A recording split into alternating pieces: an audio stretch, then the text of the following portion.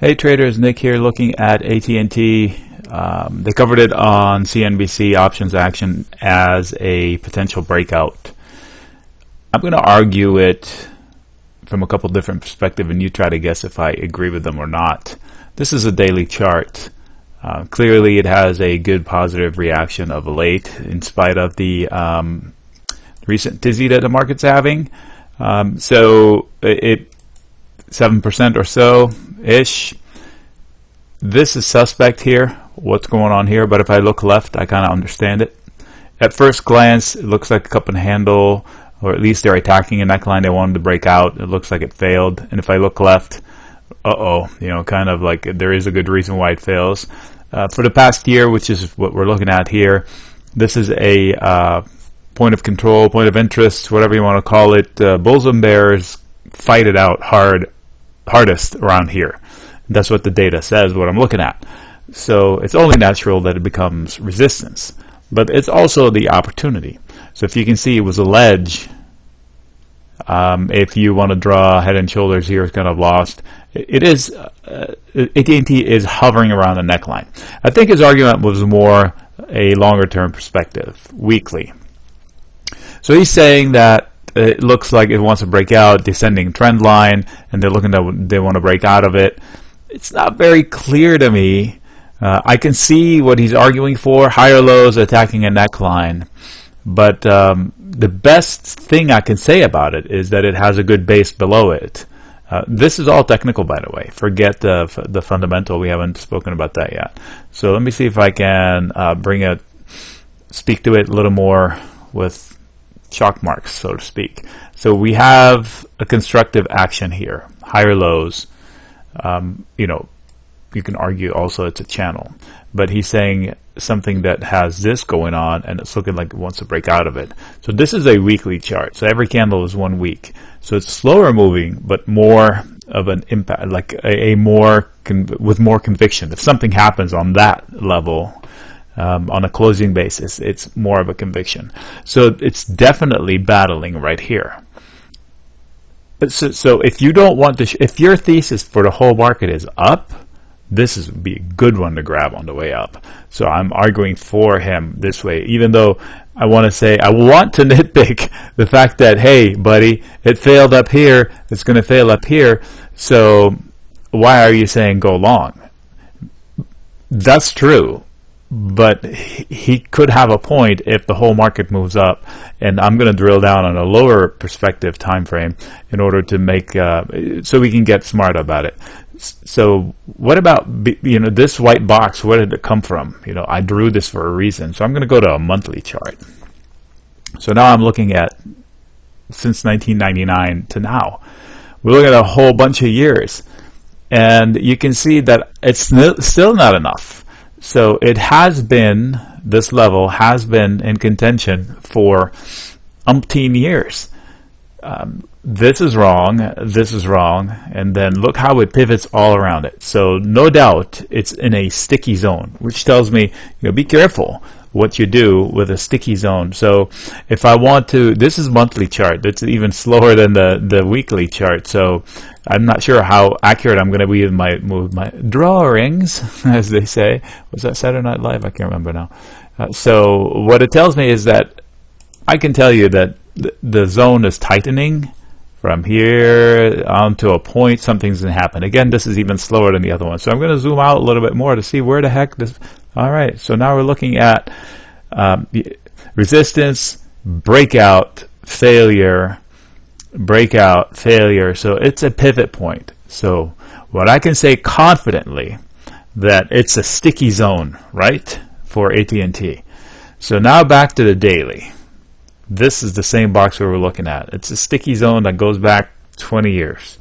So what tells me that to go below it, it's going to take a lot more bad news. If this was a little less wishy-washy, like how fast, then I'll tell you, okay, nice upside, uptrend. So in this case, I would trade the short-term levels, period. So I saw that, let's say I was watching TV and I see it and I look at this chart and I do what I'm doing right here and I say, okay, well, that's looking interesting. Then what I'll do is I'll set an alert. Maybe I'll put it here. And then if it gets above 32.6, so I'll miss 40 cents, then it becomes interesting because now they're trying to do what they want to do with it and break out. So from a short-term perspective, I can set 2 alerts, actually, one down here too. So it's in a tight zone, and a breakout of either of these sides will result in a run this way or the other. You can get surgical and pick this line or that line or whichever, or you can just buy it, however you want to go along it, and then set a bug out level. This would be the first one. So their argument was to use calls, and calls are call spreads. That's fine with me. Or you can use puts or put spreads by selling them. Then it becomes bullish. So plenty of ways to skin the cat, so to speak. I prefer selling risks below. It depends on the company. Now this is a highly levered company, as everybody knows.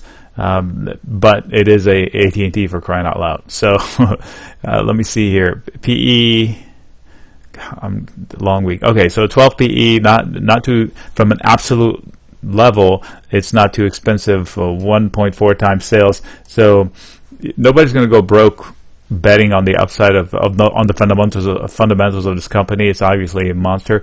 I don't like their services. I do have some left, but I'm phasing out of them because their salespeople or their support is just terrible. But that's nothing to do with the stock itself. So if somebody wants to go long AT&T, I don't fault them. You can buy the shares right here with no buffer, but I would definitely put a bug out line. What does that mean? A stop loss. So if I'm okay losing $1 a share, then I'll put my stop loss $1 below. If some people don't want to lose any, a few pennies is good for them, then they put the stop loss right there. I think 32, 31.90, whatever. If I'm using, I'd rather use calls instead of buying shares, just because it's a smaller amount of money. But I'll go out in time. What does that mean? I don't want to bet on next week. I'll go out, maybe buy something after the next earnings. Why? Because the premiums are likely to hold up better. Because since there is an event in between now and then the implied volatility for that contract tends to hold up better. Time won't kill it as fast as something here. That's my experience. So, for the same reason, if I wanted to sell some puts and put spreads, I'll do it before, because I want time to die fast. So where would I sell the puts or put spreads? It depends on the time frame and depends on the level. I haven't looked at the premiums, but you can do your homework there. Otherwise, you can message me there. So I don't disagree with their perspective on AT&T, but I don't think it's as simple as, okay, here's the pattern, let's go, because this worries me, that little tail. All by itself, it probably wouldn't worry me, but because of that, what's going on? And because of this, for the 1 year, is a point of control of sorts, so it's going to see fighting. Fighting on the way up equals, what is that, congestion. However, it is a cup and handle-ish pattern, so maybe if the market, I'll tell you one thing, if the market itself moves up, they'll break through it. You can argue that this is some sort of a cup and this was the handle, failed the first time, they won't fail the second time. And if you want to look in here, there's probably some sort of a mini one here. So as soon as they break through it, they're going to do this. How high they're going to go? Usually it's the depth of the cup, so I usually don't believe that right away, even though that might be the eventual one. I look left and see what happened last time. So if you buy it here, I expect resistance again here because of this failure, and resistance right here. So this would be exit 1, exit 2, depends on time frame and preferences. All right, this was AT&T, my look at it.